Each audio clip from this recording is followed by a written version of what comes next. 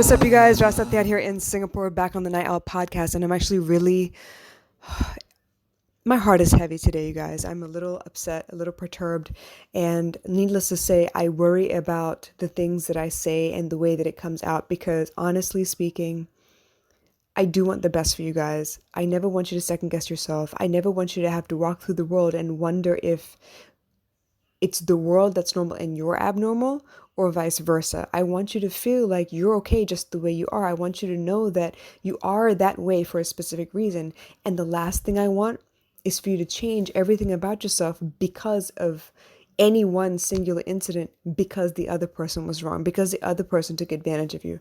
And that's why I'm sitting here with a heavy heart right now, because all too often I see people taking their lives because of bad advice. I see people who have been in terrible, ugly, disgusting situations where they trusted someone online and it didn't turn out the way they had hoped. And maybe they weren't doing anything other than just hanging out and it took a turn for the worse. The point is, what do you do after that? Because for the most part, social media has got everybody voicing their opinions and just being who they are, happy to just text or post whatever it is that they feel in the moment, and that's okay. But for people to take advantage of that, I think is terrible, and it really gives us this complex about trying to trust people ever.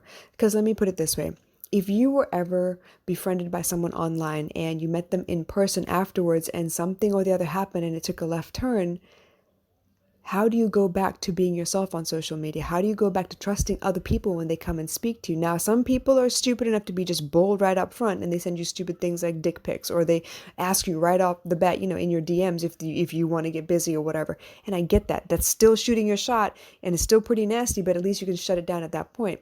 But what if people play nice until a certain point and then they take advantage of your trust? How do you get your faith back in humanity? And more than that, how do you trust yourself again? Because there is a part of you that is going to blame yourself.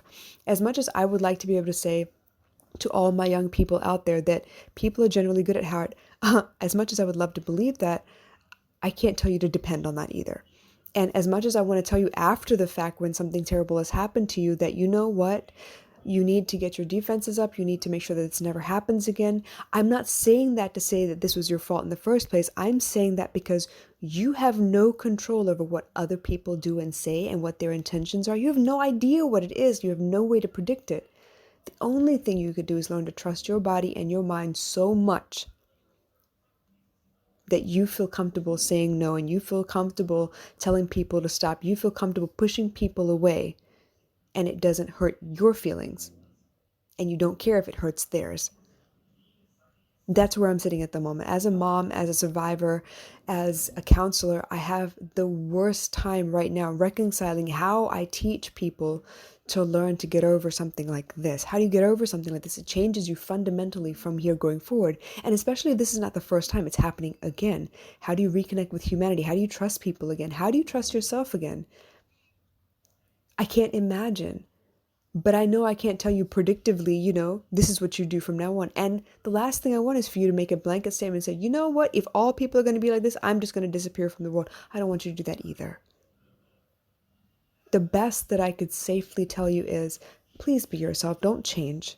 As much as you can, don't change. Be trusting, be beautiful, be happy, be inviting, be inclusive of all the things that you say, like be accepting, be loving, be kind, be generous the way you have been all this time. But for your protection, pay close attention to the way your energy receives other people's energy.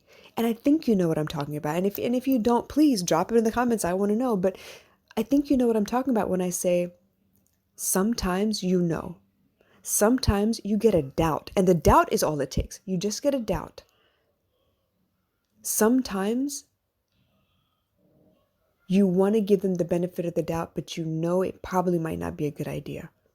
And it's better to err on the side of caution. And that sounds terrible. Why would you ever err on the side of caution? Honestly, because fear is meant to keep you alive. It's not meant to tether you down. It's not meant to knock you over and keep you in a corner scared and sheltered for the rest of your life, but it is meant to keep you alive.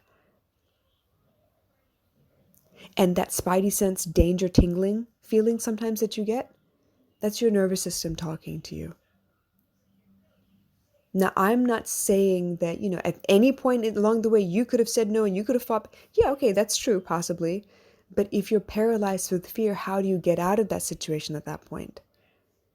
The best you can do after the fact is to tell somebody and hope they take you seriously, so then you know what to do next. But in the world of social media, where the perpetrators, the minute that they're blocked, can deactivate their account or change their account or get another account. Maybe they have several accounts. All they got to do is change the DP and the quote or whatever. And suddenly it's a brand new face that you have to like push through your defenses one more time. How do you protect yourself from that? How do you not get so afraid that you just shut everything down? And that's the part that I'm having a really tough time helping people with. Because I myself don't know how to prevent this 100%.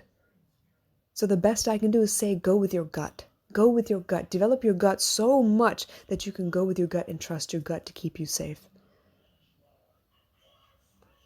I don't know what else to say. This scenario scares me so much because I have a child. And I'm not saying it's because it's a daughter. I had a son too. I have brothers. I have cousins.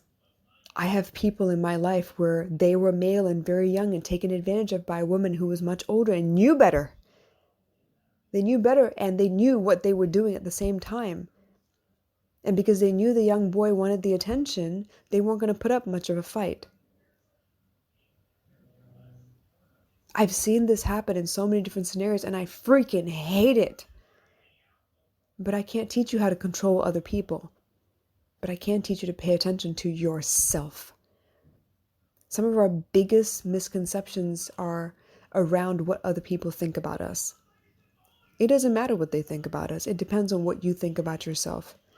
And after a situation where your sexuality has been compromised, your safety has been compromised, your trust has been compromised, you're going to have a tough time trusting yourself. You're already beating yourself up about this. I know that. I did it too.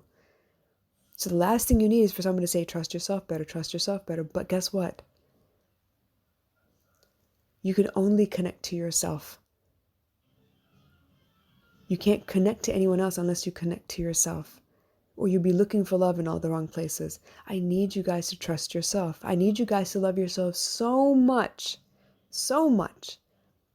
that anyone who threatens your peace of mind gets a maybe, not a yes.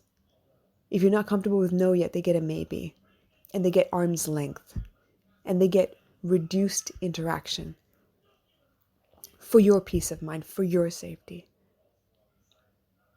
Because as nice as people may seem on paper, as sweet as they may seem on social media, as much as they may respond to everything you post, you still have no idea what that person really thinks. I mean, think about it. There are so many people out there who are married, have been married for 50 some odd years, and there are plenty of things that they turn a blind eye to or don't even ask about because they don't want to know.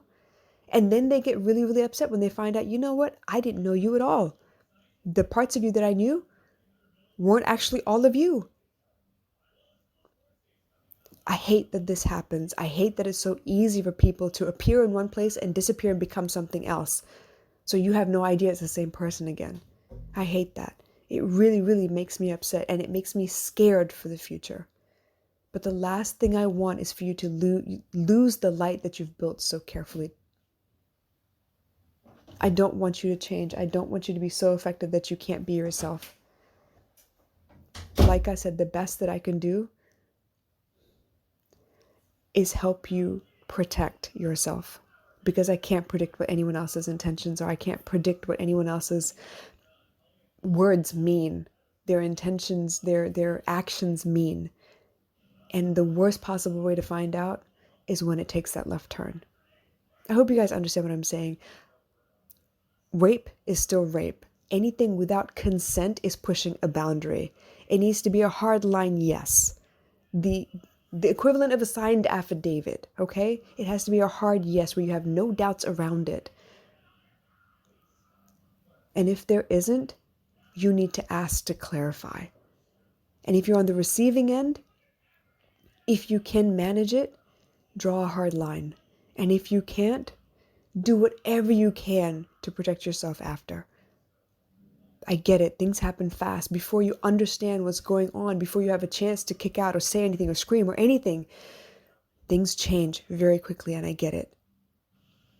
But there's nothing worse than that helpless feeling when you're surrounded by so many other people and you can't tell who they are, angel or devil. I hope this makes sense.